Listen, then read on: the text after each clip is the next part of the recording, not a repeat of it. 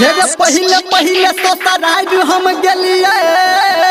अच्छा गेली आ दूध दही से खूब नहलिए। आ त ससुराल में मानना है छे हे कौआ उड़ में ना उड़ बात सुनी है जरूर। हमरा कोनिया के मीठा सुन कुछो के नहीं लूर। हमरा कोनिया के मीठा सुन कुछो के नहीं लूर। कौआ उड़ में ना उड़ बात सुनी है जरूर।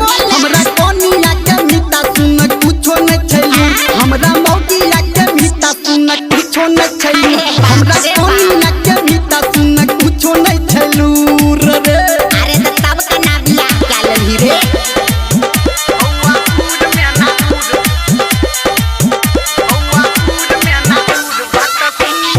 डीजे सुमित सतीश रैना सुन रहे हैं सावरिया म्यूजिक।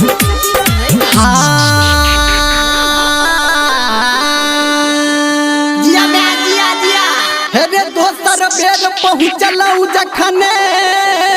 अच्छा अच्छा आ बोले सूखल चूड़ा भेटल तखन। रे बाप से किया रे।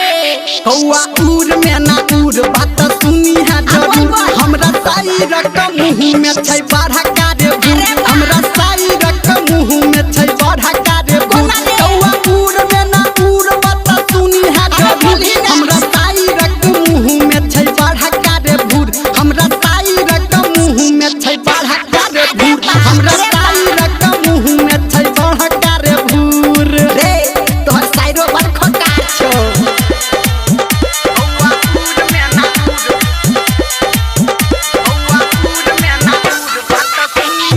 डीजे सुमित सतीश रैना मां गायत्री रिकॉर्डिंग स्टूडियो।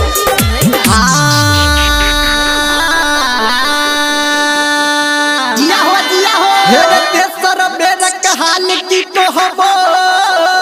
अरे वो कहिए आ बहुआ के पीछा हमर बहबो।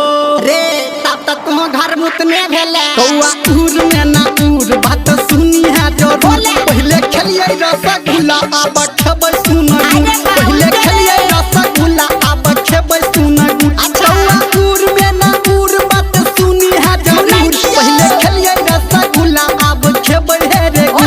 पहले खेलिए रसगुल्ला आब खेबै सुनगुर। पहले खेलिए रसगुल्ला आब खेबै सुनगुर रे।